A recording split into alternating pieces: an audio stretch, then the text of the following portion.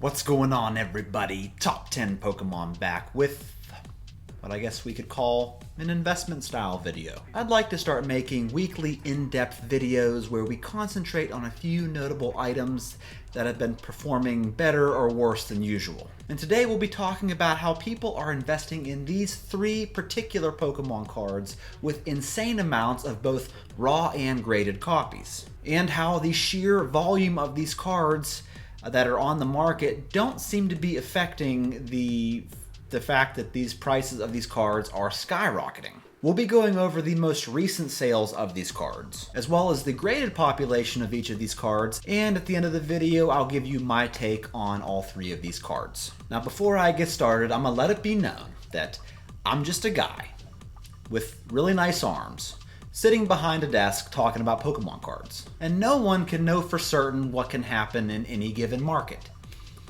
except maybe Nancy Pelosi. I just tried to make the best possible decisions with the most accurate information in front of me.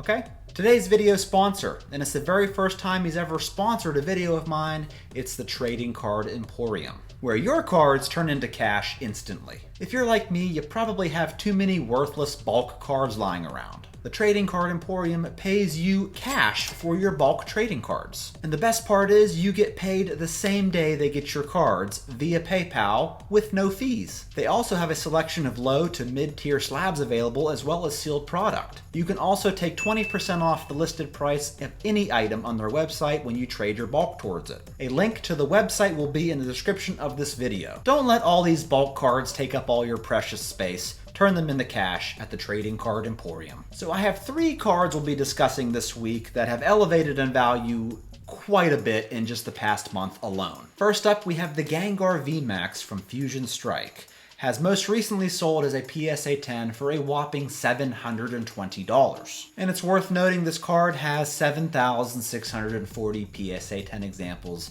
as of the filming of this video. However, only 1 month ago, this card was selling for around $566. So in 1 month, just 1 month, the value of this card as a PSA 10 has increased over 27%. Up next, we have the infamous Pikachu Van Gogh promo card, which has seen a very significant increase in value over the past month. This card has most recently sold as a PSA 10 for $351, which is a massive increase of about 88% in value, as just a month ago, this card was selling for about $187. What makes this card truly remarkable, though, is how it has a PSA 10 population of nearly 30,000 copies of PSA 10s alone in just 1 year of this card being released. And last, but certainly not least, we have the Mew Ex Special Illustration Rare from Paldean Fates. A month ago, this card was the second most expensive card in Paldean Fates, selling as a PSA 10 for around $255. However, today, it is the #1 most expensive card, beating out the Charizard EX,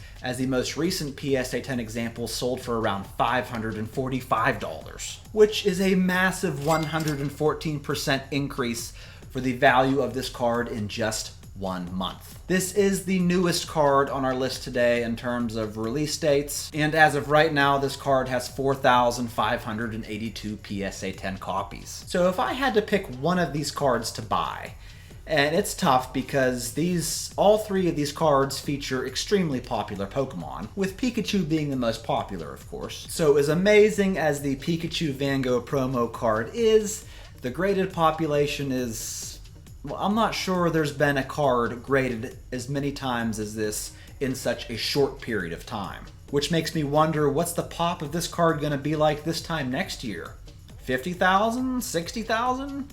Who knows? The demand for this card has driven up the price tremendously, even though the population's extremely high. However, I'm not entirely sure that the demand will forever exist the way it has been for this card, especially with how many are being graded. The Mew EX might actually be my favorite card out of these three, but it comes from a not so popular set, and it's also relatively young in its graded journey. This card hasn't even been released for a year, and we're already at almost 5,000 PSA 10 copies. So if I had to pick one of these three cards, I would have to go with the Gengar Vmax from Fusion Strike. This card has been on the market for for about 3 years now. It's quite difficult to pull from a booster pack, and it's technically labeled as an alternate art Pokemon card. And seeing how alt arts have been the most well-received chase cards maybe ever, I would be most comfortable purchasing a PSA 10 Gengar Vmax if I had to pick one of these three. What do you think? Let me know in the comments. I look forward to hearing from you. Thank you so much for watching. That's all I got today. I hope you enjoyed the video. I'd like to start doing this weekly, so let me know what you thought, and I'll catch you in my next one.